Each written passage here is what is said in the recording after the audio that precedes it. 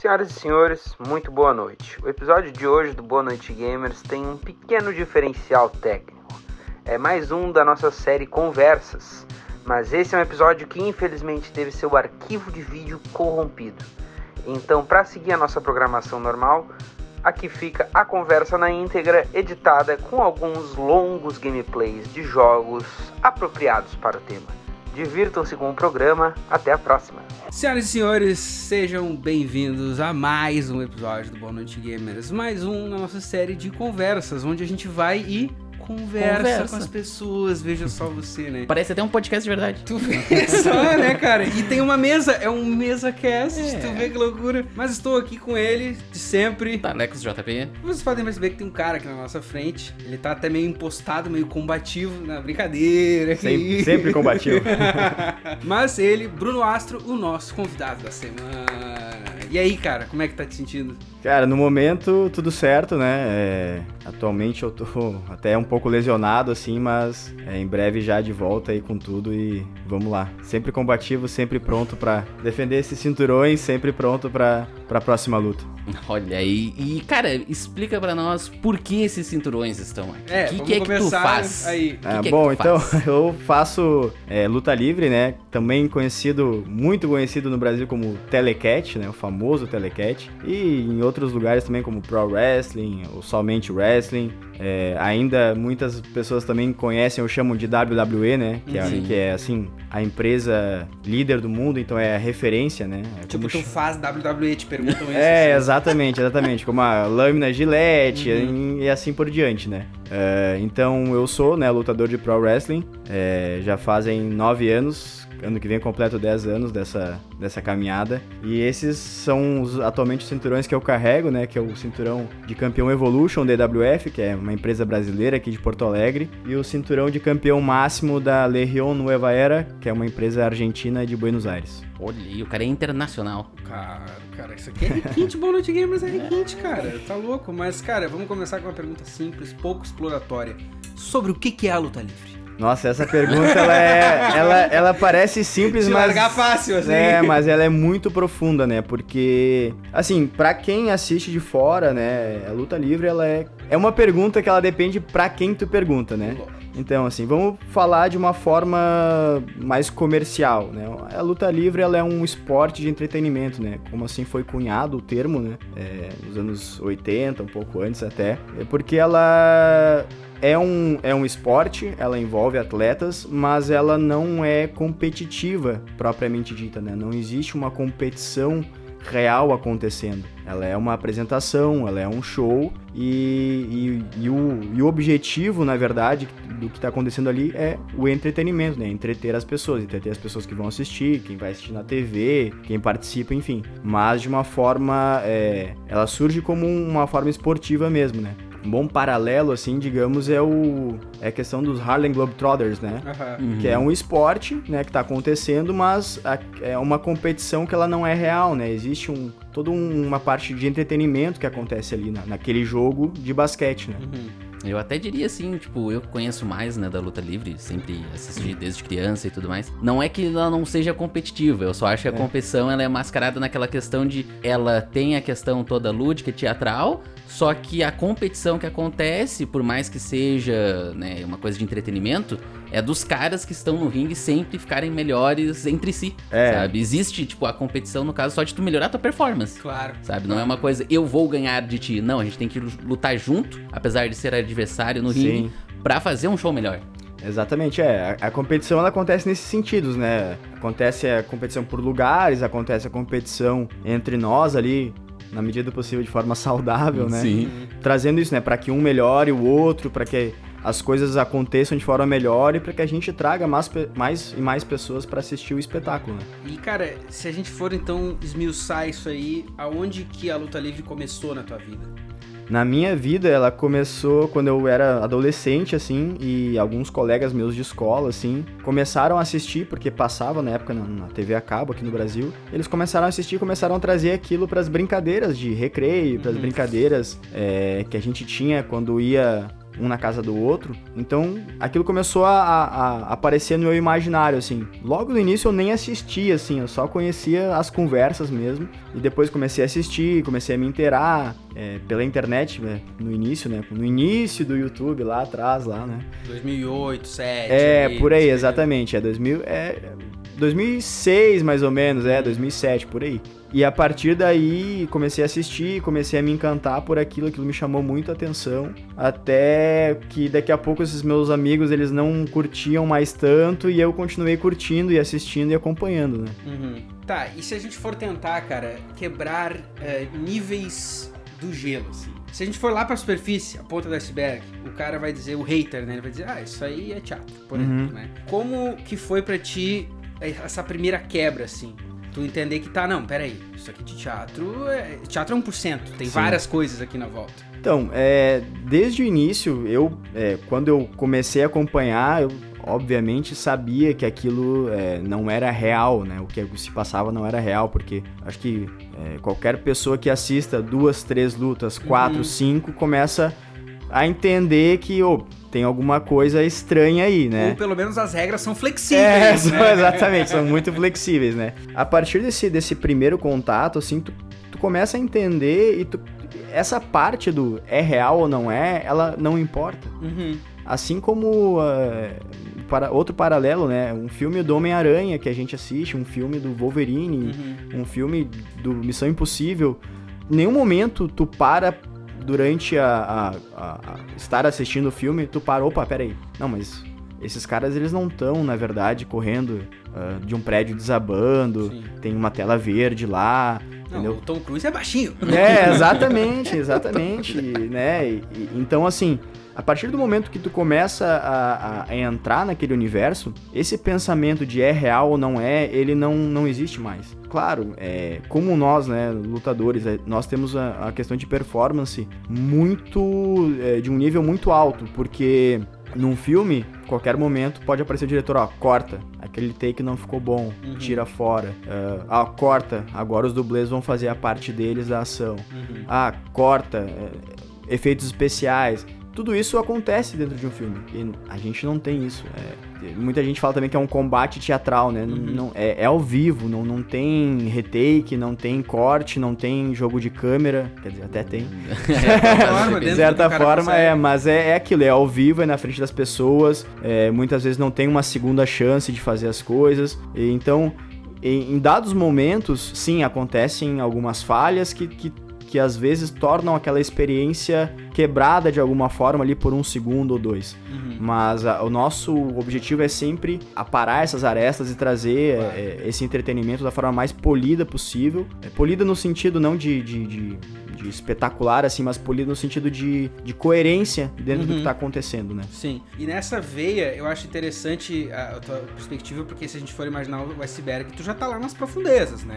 Então, eu acho interessante a gente explorar justamente como os níveis, né? Tipo, tu acabou de me quebrar a superfície ali. Como que foi pra ti, então, se tu já tava entendendo que não era real, que tu curtiu, como foi pra ti querer descer o próximo nível? Tá, eu já gosto, é só eu que gosto da galera, eu sou o nerd da luta livre da galera. Agora, como é que eu vou fazer pra fazer? Então, na época, eu conhecia, assim, pessoas que curtiam luta livre do Brasil inteiro, assim, né? Por estar em grupos de Orkut, comunidade de Orkut, enfim, fóruns e tal, e tu vai conhecendo a galera, tu vai... aquela coisa do nerd, assim, de estar em cima ali, de estar procurando e pesquisando, e aquela sede de querer aprender mais, de querer entender mais. De querer discutir até, De querer discutir, exatamente, porque às vezes, aquela coisa do futebol, eu posso discutir futebol com meu pai, mas luta livre eu não tenho como discutir com meu pai, porque meu pai não curte, entendeu? Então eu tenho que buscar pessoas que curtam. E a luta livre, ela é um nicho realmente muito estreito, assim, né, de popularidade. Hoje, cada vez menos, né, porque a popularidade, ela cresce no mundo inteiro,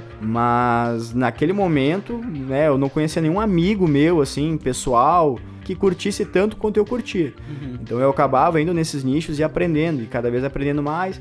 E claro, ainda naquele nível, né, de curiosidade, de querer assistir. De fã. De espectador, de fã, exatamente. Até que começa a aparecer aquela vontade de querer fazer, né? Então eu e meus amigos, alguns amigos que também gostavam, a gente começa a brincar. Brincar em casa, brincar no pátio, botar um lençol ali, dizer que aqui é o ringue e começar uma brincadeira, né? E isso ficou na brincadeira durante muito tempo, assim, depois de muito tempo eu também parei, assim, com a brincadeira, só assistia mesmo de novo, voltei para uma fase de espectador, porque eu realmente não conhecia nenhum lugar que fosse próximo, nenhuma academia, ninguém que treinasse aquilo de forma mais séria, assim, né, pra fazer lutas realmente. Até existia, mas eu não conhecia. Então esse nível vai ascender só quando eu tô lá na faculdade, lá quando eu tô com 20 anos, que eu recebo uma bolsa do governo federal para estudar fora do país e nos Estados Unidos, né? Que os Estados Unidos hoje que é assim, o lugar que, não diria a meca da luta livre, mas é o lugar que é mais espetacularizado, onde rola mais grana, onde tem as principais empresas do mundo, né? Onde a cultura já é mais forte disso, claro. Né? Então eu vou pra lá, até no primeiro momento eu não encontro também um lugar pra praticar, assim, mas no segundo momento encontro, e a partir daí entro realmente no mundo, né? Quebro de novo aquela barreira entre, agora eu tô dentro do mundo que produz isso. Não sou mais só um espectador, continuo sendo fã, claro, mas a partir de agora eu tô dentro do mundo que produz, né? Tá vindo atrás do véu ali, assim. Exatamente. Que é feito. E como que é essa experiência pro cara que tá finalmente tendo acesso a isso, ainda mais num contexto de estar num país estranho, né? E ele sim tava de estranho no nível. Exatamente. Então, assim, primeiro é sofrido, porque na época os meus treinadores, né, que vieram ser meus treinadores, eles tinham uma mentalidade muito, que a gente chama old school, assim, né? Então, assim, pra tu entrar nesse mundo, pra te passar a linha da cortina, tu tem que merecer. Então, esse merecimento, ele vem por meio de esforço. Então, assim, a primeira coisa que eu tive que fazer foi um teste, né, que a gente chama de tryout, que eu cheguei lá num dia, paguei lá a taxa pra fazer parte disso, e, cara, eu passei por um processo em que o objetivo do processo era que eu desistisse. Sim, tropa de elite, assim. Parecido, assim. Então, assim, era abdominais, era flexões, era polichinelo, era correr, era fazer uma série de exercícios desgastantes até chegar ao ponto de que, agora vocês podem entrar no ringue. Entendeu? Então, ensinado a entrar no ringue, limpa o pé antes de entrar. Tem todo um ritual, assim, né? Entra no ringue, tá, entrou no ringue pra quê agora? Pra sair fazendo um monte de coisa. Não, pra primeiro fazer quedas, né? E nisso, assim, a instrução que é dada no início, nessa parte, ela é muito pouca, assim, sabe? E meio de propósito. Claro. Né? Que é pra... a gente fala que é pra quebrar o espírito mesmo daquela pessoa ali, né? Pra que somente fique nesse processo quem realmente quer aquilo. Porque que a gente chama o cara que tá por curiosidade, ou o cara que quer aprender só pra depois explanar o que tá acontecendo, esse cara não vai entrar, entendeu? Então existia essa preocupação. Claro. Então, assim, nas primeiras quedas ali, um dos caras que fez comigo já bateu a cabeça no ringue e já saiu fora. O outro já tinha saído fora, nem subiu no ringue porque já tinha passado na parte física, já não tinha passado, entendeu? Então, e depois no final ainda tem uma punição meio física, assim, de tu tomar uns tapas, assim, no peito e tal, conforme a carta que tu tira, ou seja, completamente na sorte, assim, né, de uma forma aleatória. Porque é exatamente isso, né? É um processo para que fique realmente quem tem interesse, né? E quem quer aquilo de verdade, quem quer realmente conhecer esse mundo, né? Eu acho legal porque se tu for parar pra ver documentário de WWE e tudo mais, é bem isso, porque tu vai trabalhar num negócio que tu tá sempre caindo no ringue. Então, então o primeiro passo é tu aprender a cair no ringue, né? Que tipo assim, o ringue inclusive é madeira embaixo, não? Claro. Não é um bagulho maciozinho que nem parece na TV e fica ali horas e horas. Os documentários aparecem, tipo, não, vai ficar caindo. Exatamente, né? Assim, a primeira quebra de realidade é essa, né? Porque quem assiste, assim, muitas vezes tem a impressão de que, o cara tá caindo, mas tem uma mola ali embaixo, né? Ou é tipo um tablado de ginástica, né? Que ele tem um jogo. Assim, não, cara, o ringue, ele é ferro, madeira, um tatame geralmente é 3 centímetros, né? Alguma coisa nesse sentido. E uma lona, e é isso, não tem mola, não tem nada, não, sabe? É uma coisa assim, é meio brutal, assim, sabe? Claro. Tu passar por aquele processo ali. Então, o choque de realidade é esse, né? Pra quem entra ali, tu já vai estar caindo ali, e é aquilo, é como cair na realidade, porque a partir daquele momento, tu vai cair na realidade. E tu só vai persistir realmente se tu quer aquilo. Que loucura, cara. Eu acho muito doido, assim, que daí tu teve uma experiência, parece de cinema, né? Veio o cara old school, te treinou, te forjou no fogo, se tu for ver, saca? É meio insano, assim. É um roteiro bom aí, saca? De graça, assim. Mas aí, como que é, então, tu ter essa experiência ainda mais, digamos assim, num dos berços do bagulho como uma arte e como negócio, e daí voltar pra terras tupiniquins? A primeira pergunta que eu tenho é a seguinte: tu tinha já uma vontade de criar carreira em cima disso? Ou era mais eu tô entendendo, mas ainda é um semi-hobby, digamos assim? Eu sempre tive uma coisa muito minha, assim, né, de lutar muito por sonhos, assim, né, então, eu quando eu era criança, como quase todos os brasileiros, queria ser jogador de futebol, né. Claro. Então eu fazia escolher futebol, inclusive com o meu amigo Thales aqui, e aquilo, o Thales sabe, a gente treinava realmente, né, tinha parte física e tinha aquilo, e eu fiquei muitos anos naquilo ali, naquela coisa do pensamento de atleta, assim, por mais que fosse, de certa forma também uma brincadeira que a gente tava entre amigos, mas tinha uma coisa ali séria, a gente queria ser jogador, a gente queria fazer um teste no Inter, no Grêmio e realmente avançar nisso, né, e eu sempre tive isso, né, eu sempre tive uma coisa assim de querer ser atleta. Então, encontrei, né, na luta livre assim, uma forma de poder realmente almejar isso de uma forma mais concreta, né? Então, logo que eu passo nesse teste, que eu começo a treinar, claro, no meio disso também acontecem muitas coisas, né? Muitos outros choques de realidade. Sim.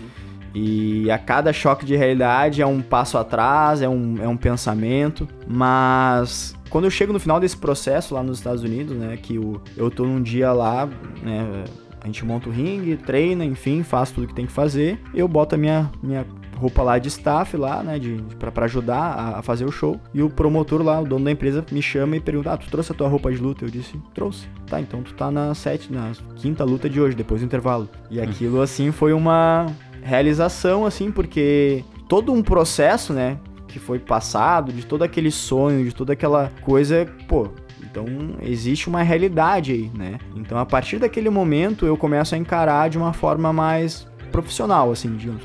É possível. Eu tô dentro desse processo, eu tô dentro desse mundo. Então, é possível fazer isso. Então, assim, a partir daquele momento eu começo a encarar de forma mais, com uma cabeça mais profissional, assim. Claro. E só que, claro, depois aconteceram diversas coisas na minha vida que foram em momentos me afastando. Depois, quando eu volto pro Brasil, né, como tu perguntou, aqui não existe hoje, né, essa possibilidade de ser um profissional da luta livre, viver disso, né, uma coisa que é muito difícil. Acho que tem 2 ou 3 pessoas no Brasil inteiro que fazem isso como profissão, em grandes centros do país, né, como São Paulo.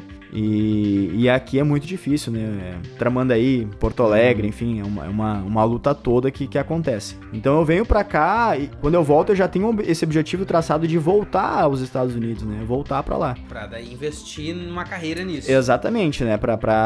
Eu tinha parentes que moravam, tenho ainda, que moram nos Estados Unidos, então eu pensei, eu vou pegar um visto, vou ir pra lá, vou começar a conhecer os lugares lá, daqui a pouco começar a ter um emprego, alguma coisa assim, para que eu tenha como sustentar essa perseguição à profissão. Não diria nem hobby, né? Uhum. Porque eu não encarava assim como, vou trabalhar para ter um hobby. Não, eu vou trabalhar para poder sustentar essa minha perseguição à profissão, né? Então, claro, as coisas acontecem, eu tenho um visto negado, não consigo ir pra lá, enfim. Depois eu acabo tendo um outro caminho, indo pra ir morar na Alemanha e viver isso, então, de forma bem intensa como eu vivi. Eu fiquei 1 mês num centro de treinamentos, morando no centro de treinamentos, treinando de manhã, treinando de tarde, treinando 2 vezes, 3 vezes por dia, durante 1 mês inteiro, morando com outras pessoas que estavam treinando, que eram lutadores também, de outros países. Foi uma experiência muito enriquecedora, mas também foi uma experiência que,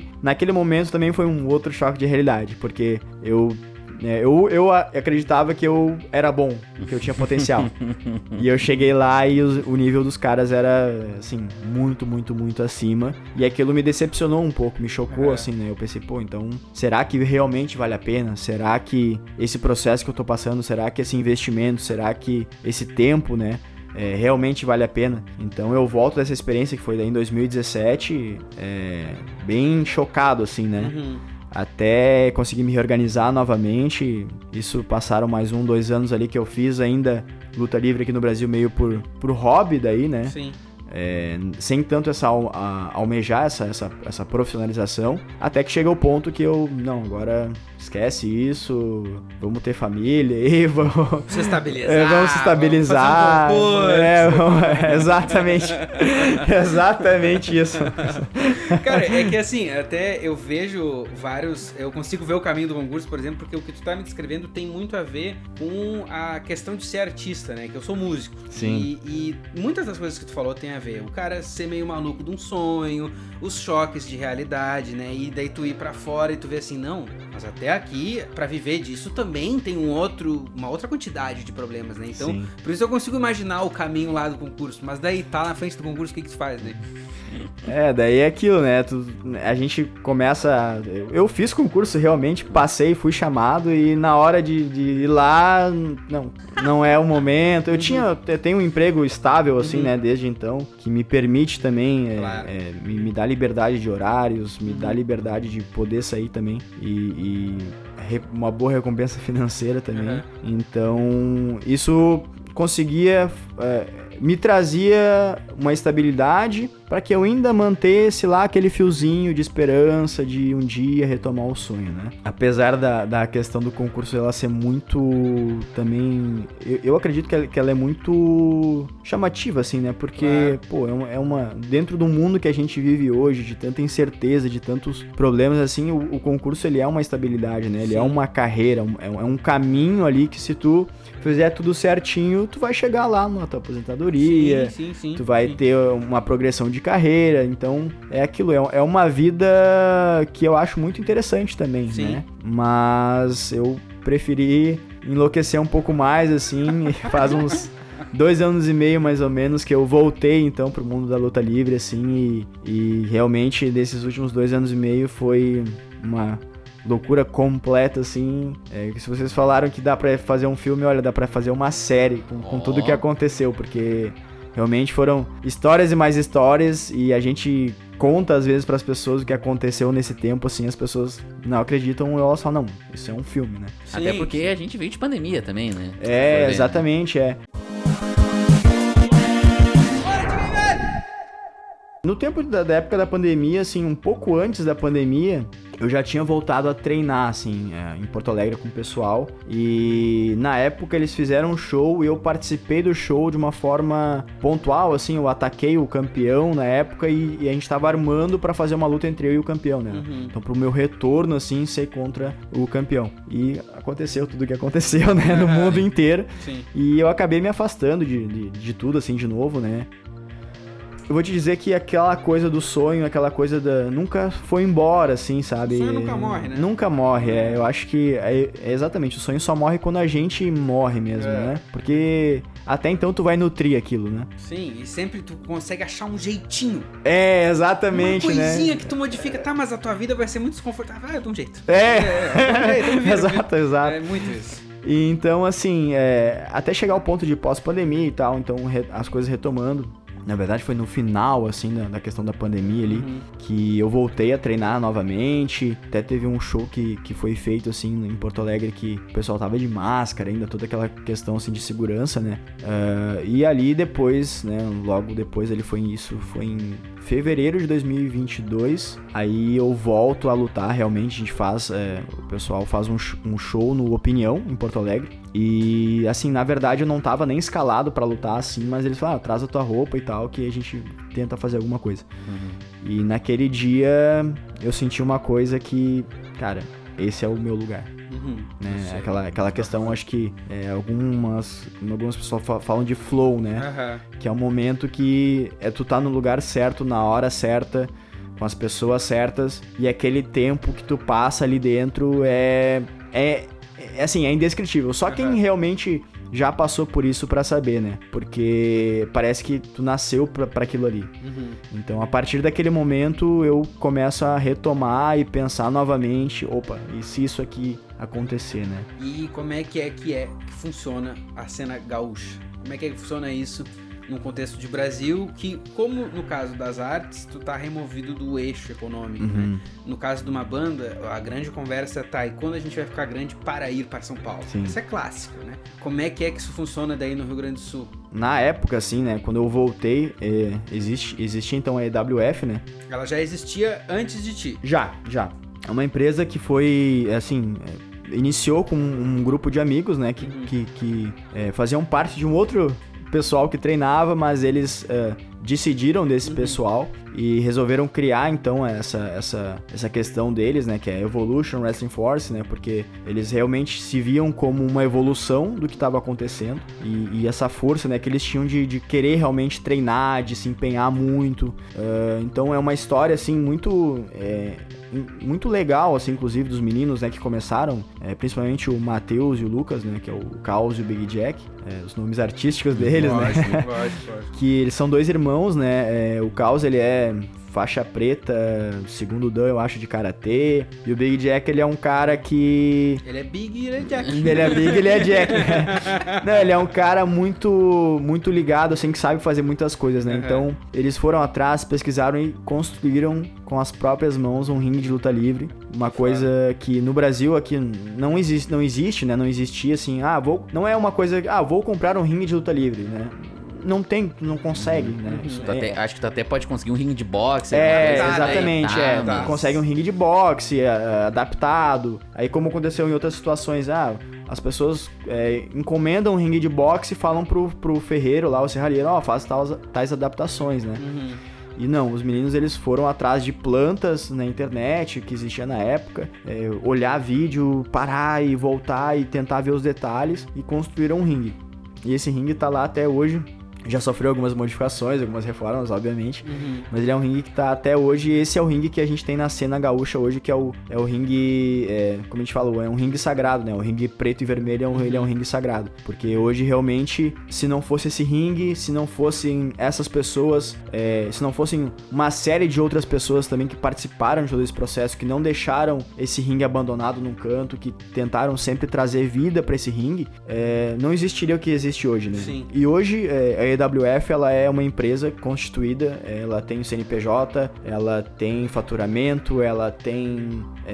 recentemente começamos a pagar pela performance dos lutadores, uma coisa que até, assim, muitos anos atrás nunca tinha acontecido. Eu acho que desde a época dos anos 80, 90 não existia essa prática aqui no estado, né, de que pessoas que fizessem luta livre recebessem pra isso.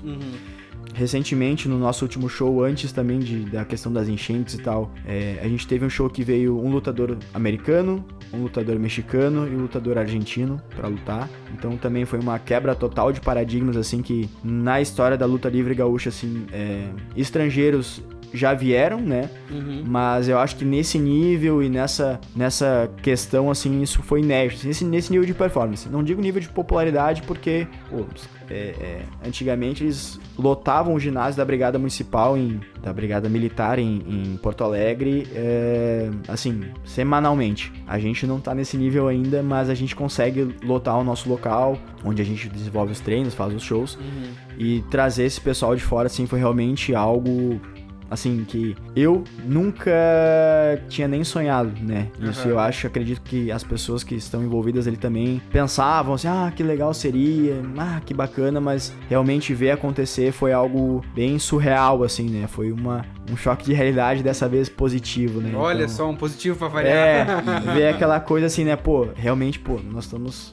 tá acontecendo, né? Sim. E acho muito legal a história, assim, trazendo tu aqui, comentando sobre, e toda essa função que tu contou da história da EWF, que tipo, a gente mora no litoral gaúcho, tu chegou aí nos Estados Unidos, onde tu fez o teu primeiro treinamento, tentou lá na Alemanha um bootcamp, tu fez um bootcamp de um mês, né? Ficou lá naquela imersão, e tu chegou aqui, tu conseguiu achar em Porto Alegre a galera, e tu tá ali junto com eles até hoje. Tu poderia muito bem ter ido pra São Paulo, por exemplo, pegado umas economias e, vou me mandar pra São Paulo, e que legal que tu conseguiu achar em Porto Alegre mesmo. Até nesse ponto que eu fico curioso, assim, eu acho que é interessante a gente esclarecer pra quem tá assistindo assistindo, porque quem vê de fora, tu é o campeão da WF. O cara vai ver lá no Instagram e fica assim, a WF é do Bruno Astro, né? Sendo que tu já acabou de explicar que não é o caso, mas eu acho que seria bom a gente elucidar um pouco de como foi esse abraçamento da EWF da tua figura, por exemplo. Porque hoje tu me parece uma das figuras... Tá, nessa luta que tu comentou, a galera não sabe, mas eu tava lá assistindo, né? E foi a luta principal da noite, né? Então teve até uma, digamos assim, progressão de carreira. Como é que foi isso? Entrando um pouco em miúdos, assim, sem querer se estender muito também, mas... Pode te estender, cara. O microfone é teu amigo aí, faz o que tu quiser. Quando eu voltei ao Brasil, né, e comecei a treinar, comecei a analisar propostas, digamos assim, né? Eu recebi, né, contato da EWF, a época do Matheus, né, do Caos, e o contato de um outro pessoal que também treinava em Porto Alegre, que era o pessoal da SW. O pessoal da EWF tinha um ringue, né, tudo armado, assim, treinavam forte, mas na época o pessoal da SWU, por algum motivo, eu me dei melhor assim com ele, sabe? A conversa foi mais tranquila e tal. E eu acabei indo treinar com esse pessoal da SWU. E assim, pra galera que não tá familiarizada, assim, existia uma rivalidade grande entre os dois grupos, assim. Inter e Grêmio. Assim. Aquela coisa assim, porque como a EWF, ela é iniciada a partir de uma dissidência, então existia aquelas coisas, né? No caso, eu cheguei depois da briga. Sim. Né? Sim. Eu cheguei depois da briga. Não foi a briga. Eu não fui a briga, mas eu cheguei depois da briga e as coisas que falavam, as coisas que traziam pra nós, era que, pô, não, aqueles caras lá, é isso, são aquilo e tal. E tu acaba tendo que tomar um lado, né? Eu nunca tive nenhum problema pessoal com nenhum deles. Nunca tive, até então, assim...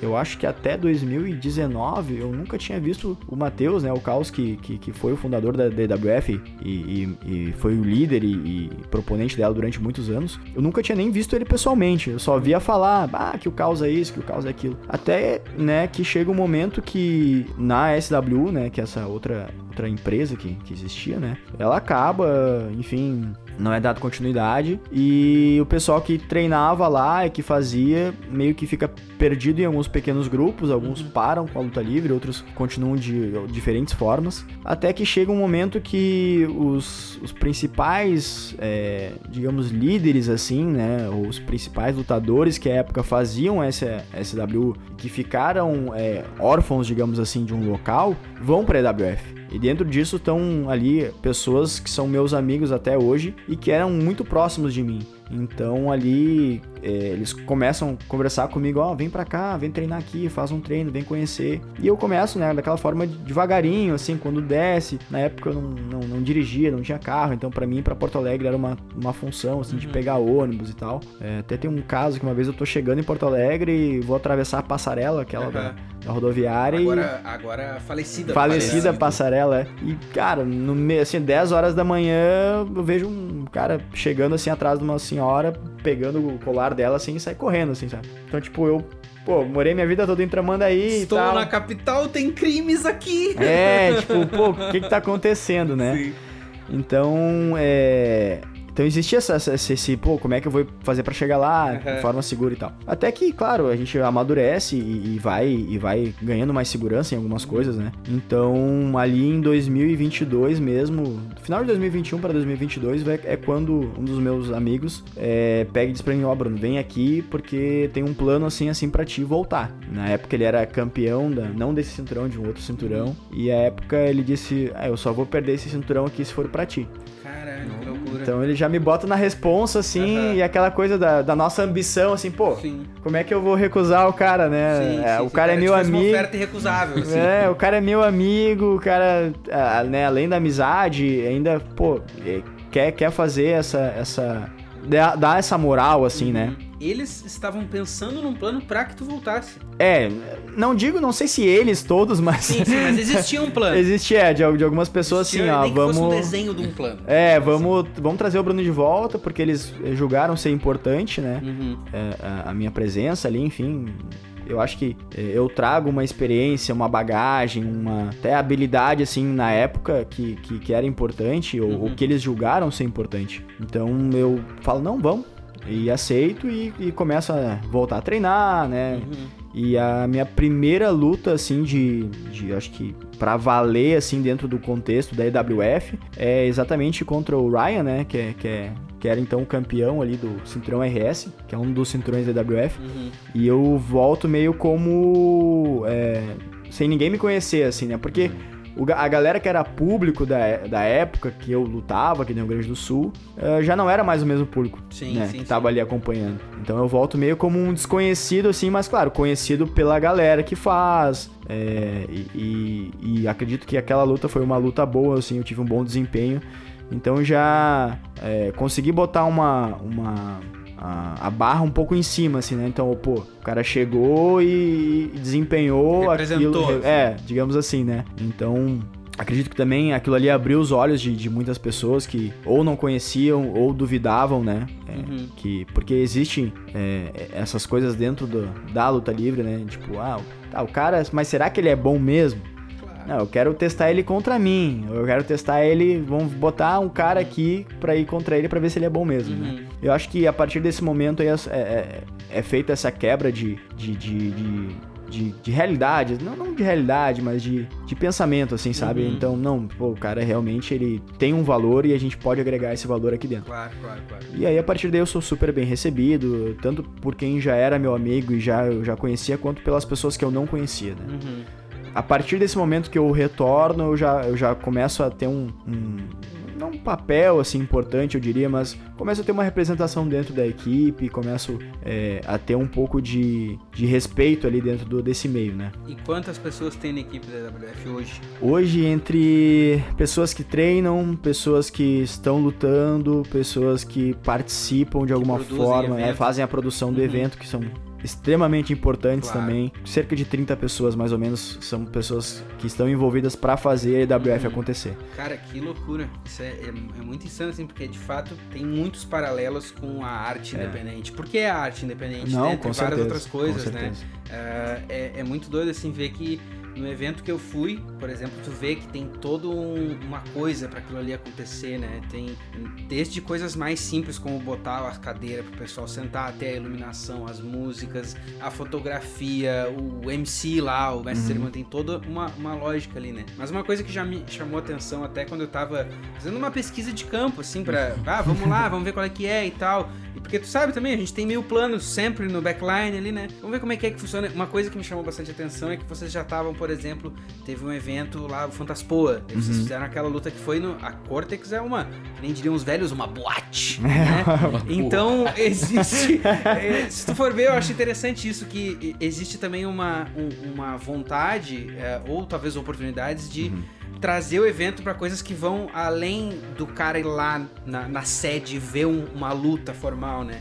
E como que é a reação das pessoas quanto a isso é uma coisa que me interessa muito. Porque uma outra coisa que eu ouvi também falei que ia, por exemplo. Já vi eles num anime não sei o que, sabe? Um evento Anime assim Extreme. Da vida. Anime Extreme, esses todos que tem e que são, por exemplo, um Anime Bus. Passam 30 mil pessoas nos 2 dias, é muita gente, né? Então eu fico curioso de como que é a reação das pessoas outsiders. Na época da SW, né? E a EWF também na época fazia... nós tínhamos umas... A SW, vou falar especificamente disso, que eu participei mais ativamente nessa época. Nós tínhamos um local de treino que não tinha ringue. Eram só tatames, assim, era um lugar onde tinha aula de Muay Thai e tal, e nós fazíamos ali os nossos treinos sem ringue, sem nada. Existia um ringue, que era de propriedade da SW, um ringue de boxe adaptado, só que esse ringue ficava guardado e só existia a possibilidade de usar ele, né, porque não existia espaço pra ter esse ringue montado, quando a gente fazia eventos. E à época, os eventos eram, de alguma forma, se fazia uma vaquinha pra pagar um frete, consegui falar com o pessoal que faz o Anime Buzz ou o Anime Extreme e eles vão dar um espaço pra nós. Então, assim, ter um espaço já era uma grande conquista. Já era a oportunidade. Já era a oportunidade. Então, assim, ter o espaço, agora vamos organizar pra conseguir levar o ringue até lá e fazer o show lá, né? Então, vai atrás de caixa de som, vai atrás de quem é que vai fazer isso, quem é que vai fazer aquilo, microfone. Então, esse processo já começa assim, né? Dentro de cada contexto que a gente trabalha, as reações são completamente diferentes. Então, num Anime Buzz, Anime Extreme, o ringue tá lá, as pessoas olham o ringue assim, acham interessante, mas o que vai acontecer aí? E aí, o que eu sempre falo pra gente fazer, né, principalmente nesses eventos de anime, é pegar um pessoal que treina, assim, não necessariamente os lutadores que vão se apresentar, pra não quebrar muito aquela... Magia. A magia, né? Não tem como falar outra palavra, é magia, cara. E os caras começar a fazer uns golpes ali, ou correr na corda, ou fazer uma queda, porque daí tu começa a fazer barulho e aquele ringue começa a criar uma vida e as pessoas começam a olhar, né? Então a pessoa tava... uma coisinha que... A pessoa tava lá num canto lá do ginásio, dela escuta um barulho, um estrondo, ela olha pra... Opa, tem um ringue lá, o que será que vai acontecer? E aí elas começam a aparecer, começam a perguntar, e aí tu vai falando, não, vai ser um show de luta livre, assim. Mas o que é luta livre? O Telecat WWE. É? Não é? Que horas? Às 4 horas. Vou vir aí. E aí tu começa a criar aquela expectativa, né? As pessoas começam a vir, começam a perguntar. Quando o show acontece, elas já esperam alguma coisa. Ela tem um imaginário que ela tem de o que deveria ser aquilo ali, né? Ou ela viu na TV, ou ela ela... tá esperando o Undertaker sair do chão. ou ela espera alguma coisa assim. Então, nesse tipo de evento, né? Eu até, recentemente, eu tava viajando, tava em Portugal e eu participei de um evento exatamente assim. Então, quando eu fui ali com o meu adversário, o que nós vamos fazer? Eu falei, cara, a gente tem que fazer alguma coisa que remeta ao imaginário dessas pessoas. Então, assim, temos que fazer um golpe aéreo, tem que fazer um golpe muito conhecido por algum outro lutador, né? Então, golpes como o 619, né, do Rey Mysterio, que é uma lenda da luta livre latino-americana, um Stunner, que é um golpe do Stone Cold Steve Austin, que também é muito conhecido, o RKO, né, que é o golpe do Randy Orton, que é um meme na internet. É um meme na internet, entendeu? Então é uma coisa que até sai da luta livre, assim, né? Então alguma coisa nesse sentido tem que acontecer, na minha opinião, sabe? Pra que aquele imaginário seja correspondido de alguma forma. Tentando fazer um diálogo com o público. Exatamente, pra que tu crie, então, uma conexão a partir disso, e aí sim, aí tu começa a apresentar o que nós fazemos, né? O que a EWF faz, o que nós fazíamos. E aí tem vários contextos, né? Então, esse é um tipo de contexto, né? Num show de anime ou num festival que as pessoas estão passando ali e não sabem o que é. O caso como tu falou, da Cortex, né? Acontece que quando nós fizemos um show no Opinião, em 2022, tinha uns produtores lá do Fantaspoa, né? Que é um festival de cinema de horror e terror, assim, super tradicional, internacional, assim, né? É algo que muitas pessoas, às vezes, não conhecem, né? Não sabem o que é, mas é um evento gigantesco, na verdade, porque são...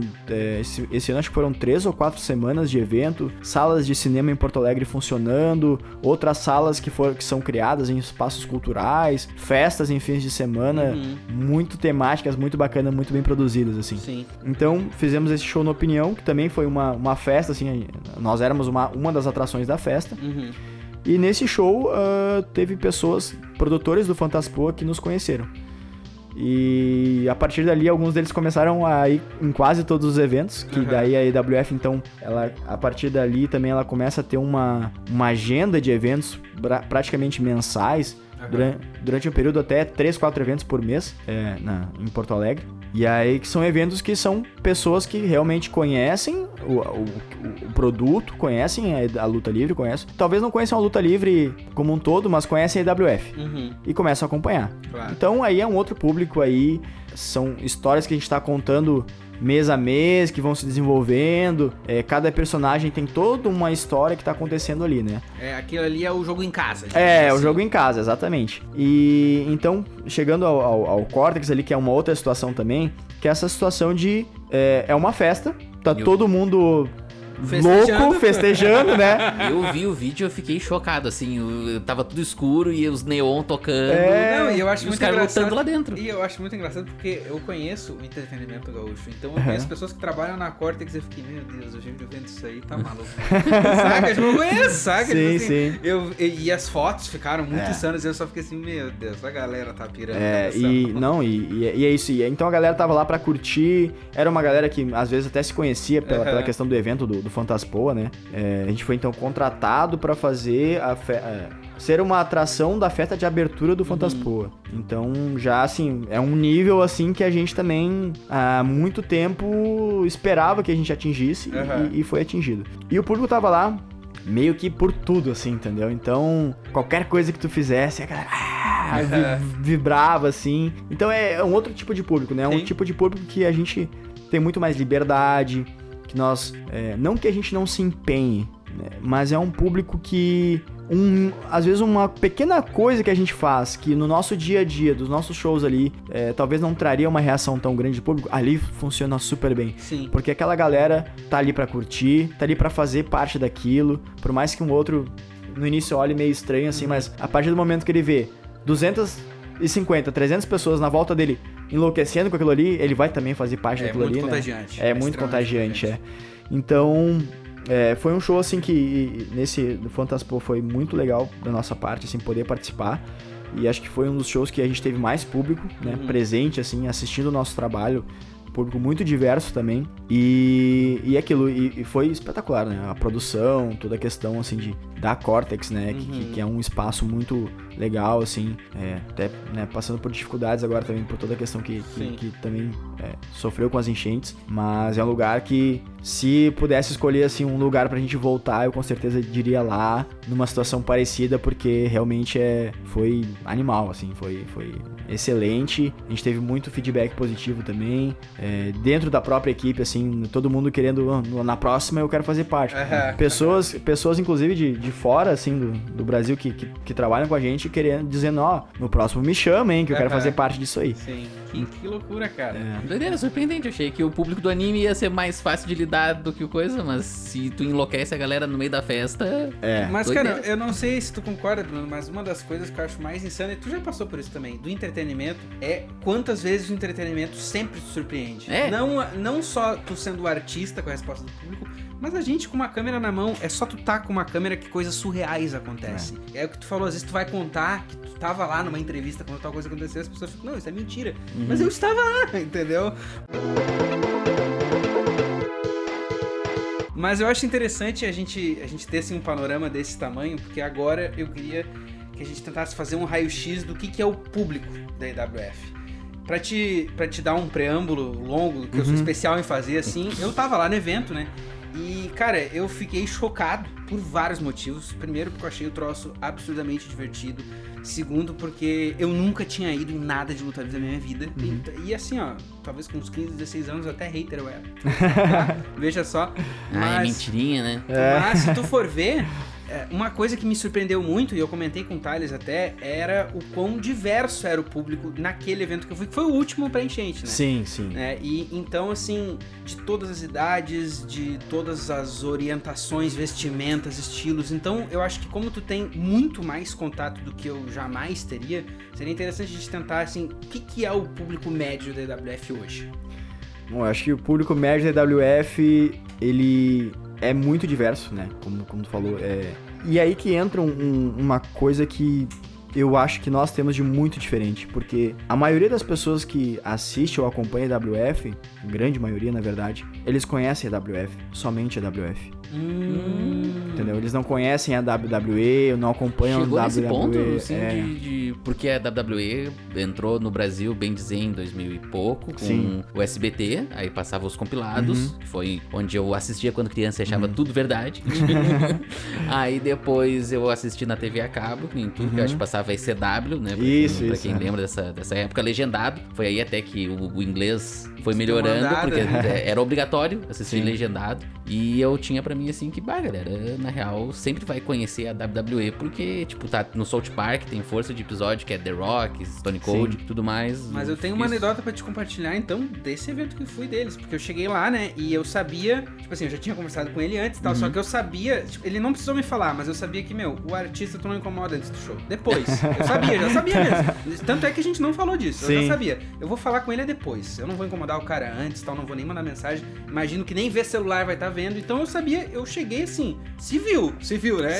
Vou só ver, não vou falar nada, vou ficar aqui depois, eu falo com o cara lá. Então, logo que eu cheguei com o Pedro e mais um outro amigo nosso, o Lipinho, tinha um cara na porta, e eu fiquei assim, ó, pra mim, bom, esse aí é o cara que tá, tipo, pegando os ingressos. Nada, era só um fã. E, tipo assim, a conversa que eu tive com ele me deixou claro que a única que ele acompanhava era a WWE. Que doideira. Aí ele assim, vocês gostam de luta livre? Eu nem gosto muito. Ele falando, né? E eu, como assim tu não gosta? Ele, não, eu gosto toda aqui, as outras eu nem vejo. E eu tô verde aqui, sabe? Então eu vi exatamente o que ele tá falando. Que loucura.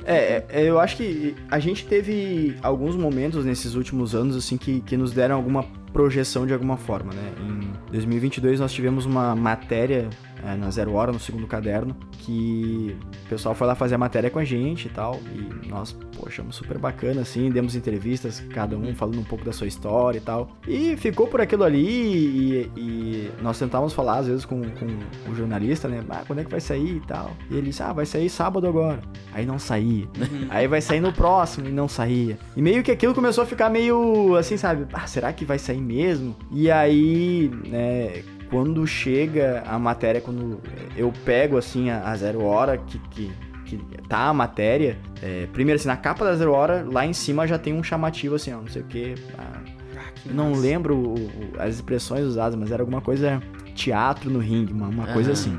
Pra então, ajudar, assim. Então na capa da 0 Hora já tinha uma coisinha ali, ó, segundo caderno, pá. Uma responsa, hein? Porra. E aí eu começo a abrir a 0 Hora, né? Quem conhece a 0 Hora, né? Então eu comecei a folhear aquilo, e daí quando eu chego na parte do segundo caderno, assim, né? Que é um folheto que existe dentro da 0 Hora, eu vejo que a nossa foto, assim, é capa do segundo caderno. Que foda, cara. Então, assim, tem uma folha desse tamanho, assim, né?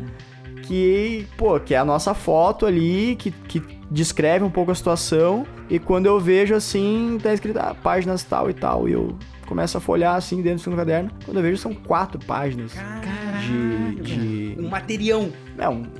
Uma coisa assim que eu, sinceramente, não esperava, né? Eu achei que, vai ter lá uma página, tal. Se a gente tiver muita sorte, uma página inteira sobre a gente, né? Aquela coisa que a entrevista foi a vida inteira do cara e eles botaram uma frase cada um. Alguma coisa assim. Não, cara, são 4 páginas com muitas fotos. Tem uma das fotos que eu apareço, tem fotos que outras pessoas aparecem, com toda a descrição da situação, toda a descrição, vários de nós sendo entrevistados e dando as suas versões, e falando um pouco do seu personagem, falando um pouco da sua história de vida, né? Tem uma parte também que eu conto a minha vida ali um pouco, né? Sim.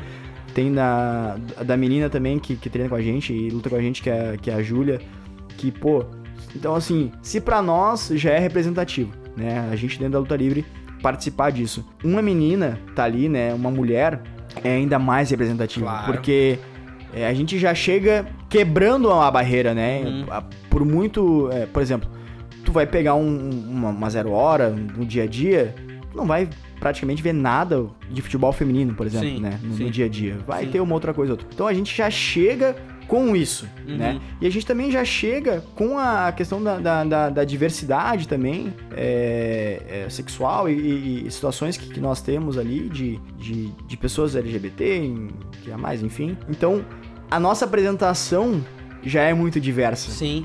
E eu acho que as pessoas que tiveram contato com nós, que aprenderam sobre a gente nessa matéria, então ela já entende o que é e qual é o lance, entendeu? Sim. Que nós somos diversos, que nós somos de diversas profissões, histórias, né? Essa coisa da diversidade mesmo. Então eu não vejo hoje, como ajudando a responder a tua pergunta, um público necessariamente homogêneo. Eu vejo um público diverso, eu vejo criança, eu vejo adulto, eu vejo às vezes pessoas da terceira idade, pessoas que vão com a família, pessoas que vão lá de rolê mesmo, e hoje acabou virando muito isso, né? Virou um rolê. Sim. Então, como tu falou, o cara, eu nem gosto muito de luta livre. O que tá fazendo aqui, entendeu? Tu veio num show. Assim, a gente apresenta um show de luta livre. Sim. Não tem nada acontecendo naquele espaço que não seja luta livre. Não é um show de luta livre. Não tem depois vai ter uma banda tocando, ou vai ter um DJ, vai ter uma festa. Não. Vai ter um buffet livre. Vai ter um buffet livre, vai ter um... Tem um Comes e Bebes, né? Que a gente tem um bar ali e sempre tem um parceiro nosso, um food truck, alguma coisa ali pra, né, que também ninguém é de ferro, né? Claro. Mas ajuda a agregar até no evento, né? A proposta do evento fica melhor. Exato. Mas virou isso mesmo, sabe? Virou um rolê, virou, assim, pessoas que não acompanham a luta livre, WWE ou AEW ou qualquer outra coisa, elas acompanham a WF. E tem pessoas que realmente acompanham religiosamente, vão em todos os eventos, estão sempre lá, às vezes quando nós fazemos eventos fora também, essas pessoas estão lá. E então, assim, a partir dessa projeção da 0 Hora, fora, a partir de algumas matérias que nós começamos a aparecer na Record, em outros meios, Rádio Gaúcha também fizemos uma entrevista uma vez. O nosso tiro, o nosso alcance começa a aumentar. E começa a acontecer esse fenômeno, assim, né, de pessoas que não conheciam, começam a aparecer. E a partir desse momento que elas começam... Claro, muita gente foi uma vez, outra, e nunca mais foi. Mas acaba se criando um rolê, né? Sim, então as pessoas sabem que um sábado do mês vai ter EWF lá em tal lugar, então eu já vou... esse dia aqui tu não me convide pra nada, entendeu? Porque vai ter EWF e as pessoas sempre chamam amigos. Muitos são amigos nossos, né? Ou já eram ou se tornaram amigos, né? Com todo esse processo, porque acontece muito essa aproximação de nós lutadores e toda a equipe que produz com o público, né? Porque a partir do momento que tu começa a ver a pessoa 2, 3, 4 vezes, tu começa a atender a pessoa no Instagram ali, ou no WhatsApp, pra vender o ingresso, ou pra sanar alguma dúvida. O cara te marca numa foto, exatamente. Começa a se criar uma relação de amizade, e de conhecimento ali, né? Então, é aquilo. Hoje nós temos pessoas que vão todos os eventos, mas sempre tem alguém que tá lá a primeira vez. Inclusive, o nosso announcer, né, o Ricardo, ele todos os eventos ele pergunta, né, quem é que tá aqui pela primeira vez? Isso me chocou muito na que eu fui, eu posso falar de primeira mão, daí vocês sabem que ele não tá mentindo porque eu tava lá. Que ele pegou e falou, quem que já veio? Daí, sei lá, 50% da casa levantou a mão. E na minha analogia vai ter tipo um 110%. Porque quando ele perguntou quem não veio, cara, mais da metade levantou a mão. E eu era um dos levantando a mão, nunca tinha vindo, né? Então tu vê, assim, isso me chocou bastante, assim, até eu fiquei com a impressão de que aquilo ali era casa lotada, porque tinha bastante gente, cara. Mais eram acho que 5 lutas nesse dia, se não me engano. Ou 4. Acho que eram 6, se eu não me engano. Da quarta pra frente, era gente lá atrás em pé, não tinha onde sentar, né? E pra tu ver, assim, o quanto essa coisa do diverso ficou comigo, tem algumas coisas pontuais que me chamaram muita atenção. Bem na minha frente, tinha um pai com uma criança, e a criança tava muito curtindo no início, foi chegando as lutas mais pesadas, ficou uma barulheira, a criança já não gostou tanto, né? Daí a criança quis ir um pouco mais pra trás, mas isso, eu tava na terceira fileira, ou quarta, se não me engano. Na fileira mais da frente, tinha um senhor, cara, que ele tava vendo a luta da vida dele ali, com todas as lutas que rolou, e o que ficou mais comigo foi, eu não vou me lembrar exatamente quem que era o lutador, mas ele tava subindo no ringue e o senhor tava xingando ele como se o lutador tivesse, assim, assassinado a família dele. Eu vou te matar, não sei o quê. E o lutador, tá, vem então. E daí o senhor prontamente, luta com o cara de lá, não é comigo. Cara, só que assim, ó, com uma paixão que, assim, ou aquele cara foi mandado fazer aquilo ali, ou ele muito acredita naquilo ali, sabe? E tem a possibilidade que ele tenha sido um fã lá da década de 80, que viu o negócio sumir e tá ressurgindo agora também. Não, isso é muito insano, cara. E até as performances, assim, eu acho muito doido de ver como o próprio evento em si, ele tem uma progressão, ele vai ficando mais intenso, né? Sim. Como é que vocês, de certa forma, roteirizam aquilo ali, o funcionamento do evento e das lutas em si? Assim, existe uma fórmula, né? Claro. Pra tudo, assim. Eu estudo muito essa parte de produção também. Eu acredito que todo lutador deveria também saber disso. Porque tu tem que ser um showman. Porque não, e tu não.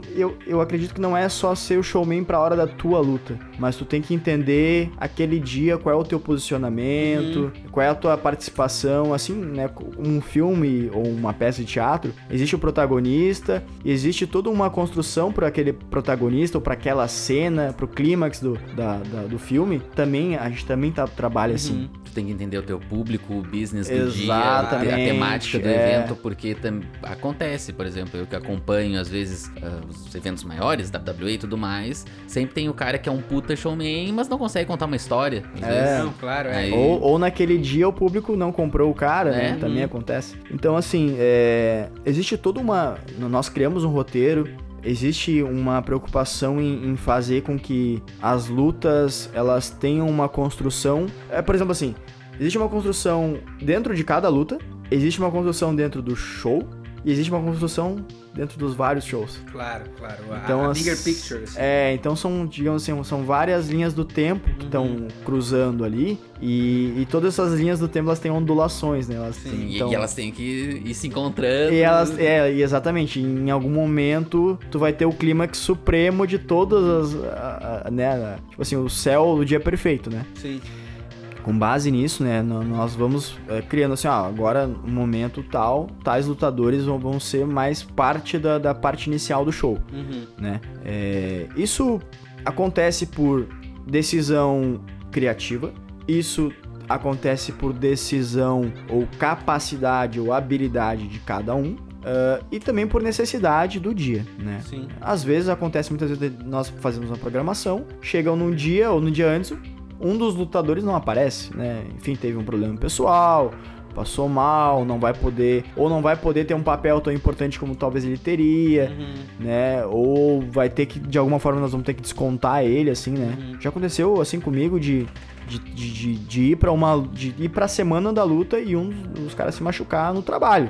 E aí, como é que nós vamos amarrar essa história? Porque já tinha sido anunciado que ia acontecer, e as pessoas já tinham uma expectativa, então como é que nós vamos criar uma história pra... Então, e isso vai acontecer. Então, existe uma progressão, existe um pré-clímax, geralmente, que a gente faz antes do intervalo maior ali, para que as pessoas vão pro intervalo conversando sobre o que tá acontecendo. Sim. E quando voltem do intervalo, seja algo fácil delas digerirem também. Então, a próxima luta depois do intervalo, ela é muito importante também. A primeira luta, ela geralmente é, se não mais importante, mas tão importante quanto a última. Sim. Porque é a primeira luta que vai fazer todo... A gente chama de set the tone, né? Tipo, que vai dar o tom pro evento inteiro. Então, se alguma coisa muito ruim acontecer na primeira luta, as pessoas já vão olhar, mas... que é isso? O que eu vim assistir? Não. Então a coisa tem que ser já chegar meio... isso aqui é a luta livre. Isso aqui é a EWF. Pra que daí sim, no final aí aconteça, né, assim, as maiores loucuras possíveis, assim. Mesas e cadeira.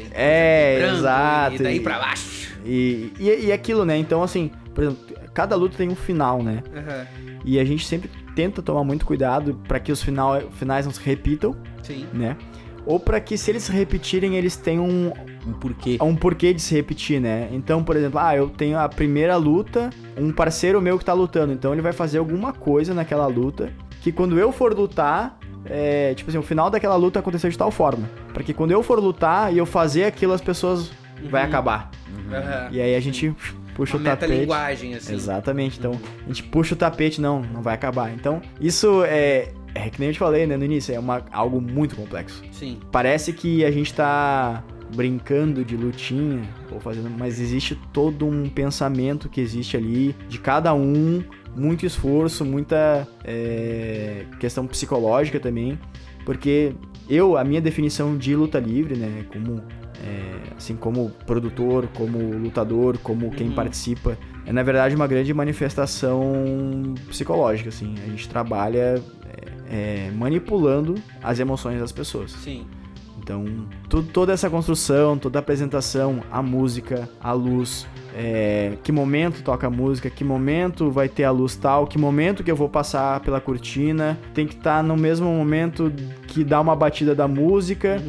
E isso, cara, isso eu tô falando eu entrando só no ringue. Claro. E aí eu passo pelas pessoas, o rosto que eu vou fazer, a forma que eu vou encarar cada uma das pessoas que eu vou passar, que eu vou chegar no ringue, a forma como eu vou subir no ringue, a forma como eu vou me posicionar, que eu vou fazer uma pose, que sempre é diferente, como eu vou encarar meu adversário, como eu vou ver a reação do público, se eles vão cantar pra mim ou contra mim. Então isso nem começou a luta ainda, e olha a complexidade de situações que estão acontecendo. Sim.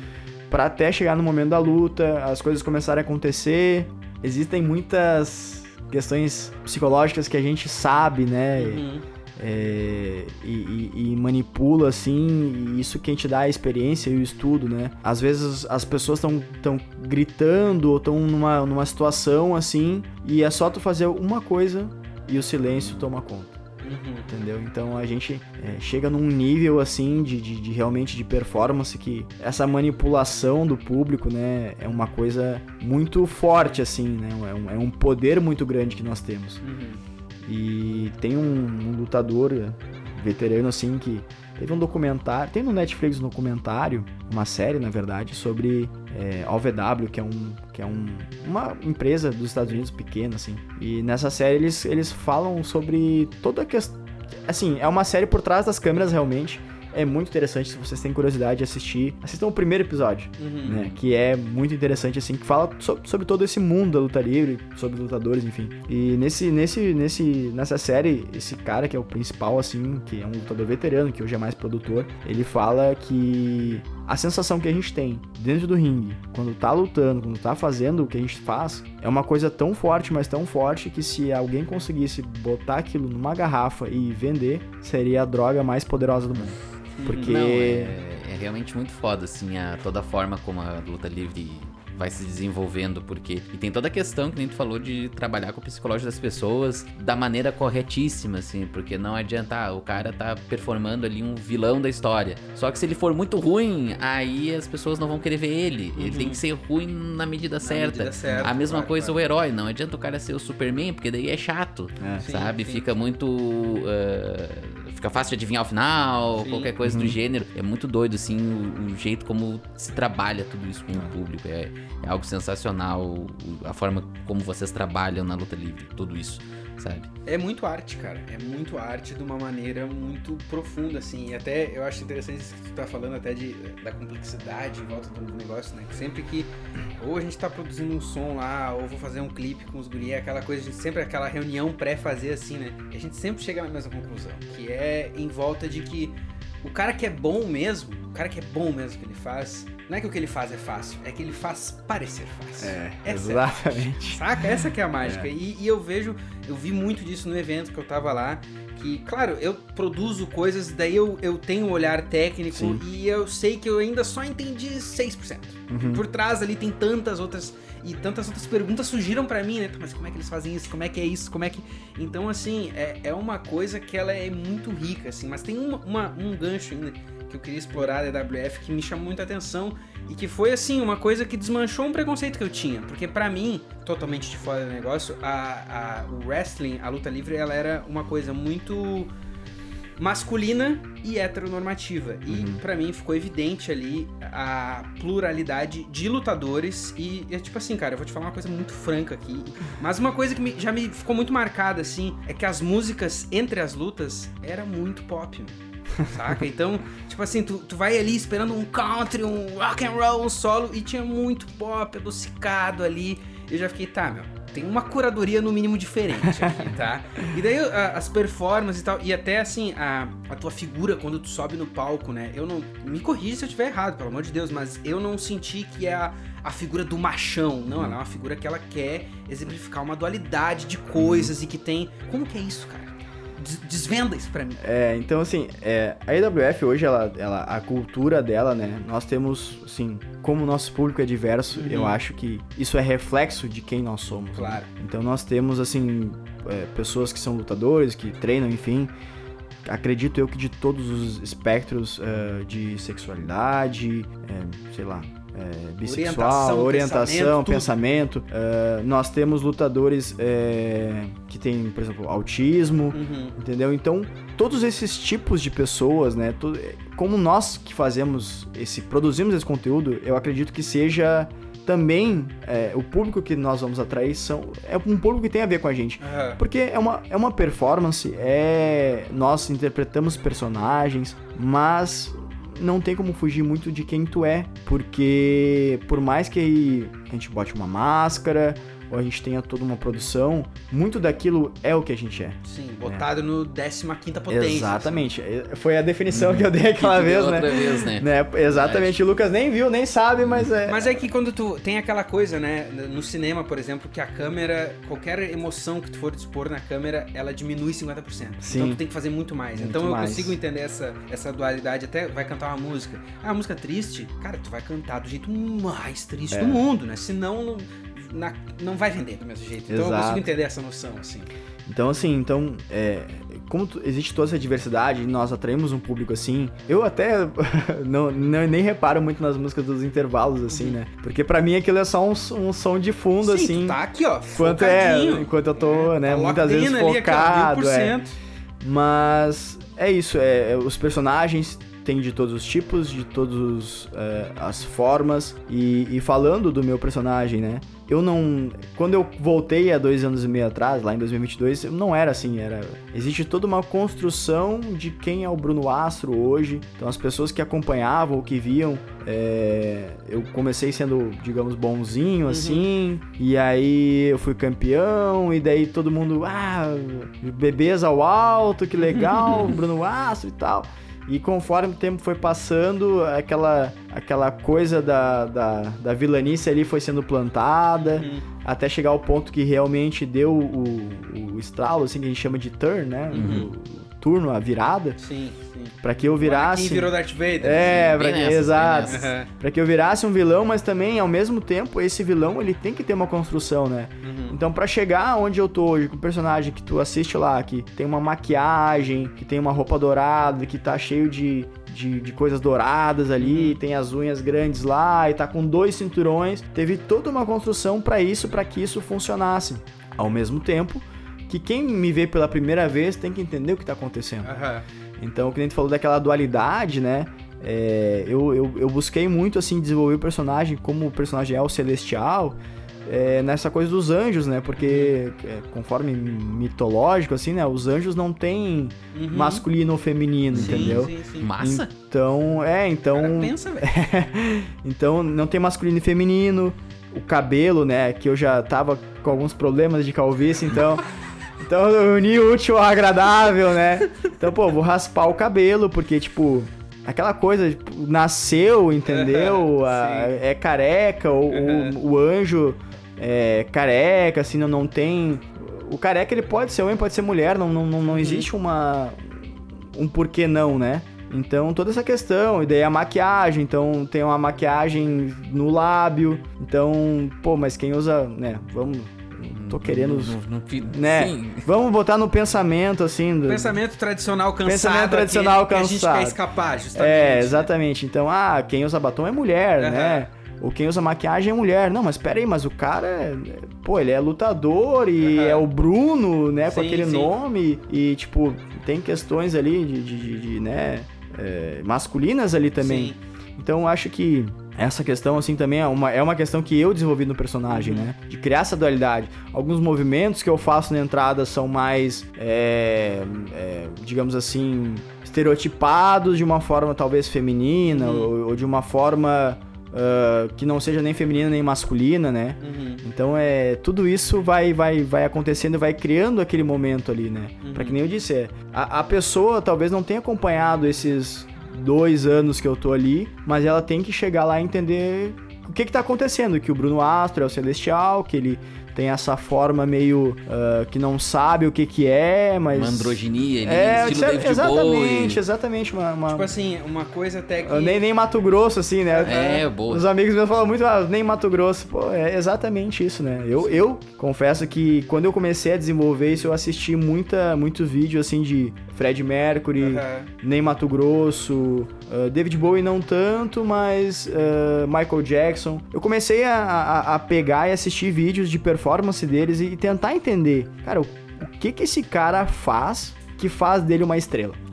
Porque, Lucas, é da música e tu sabe que às vezes o artista mais famoso ou que faz mais sucesso não é o melhor artista. Não, muitas vezes não. Ele só é o cara que sabe empacotar melhor. Exatamente. Então, ele não é o melhor...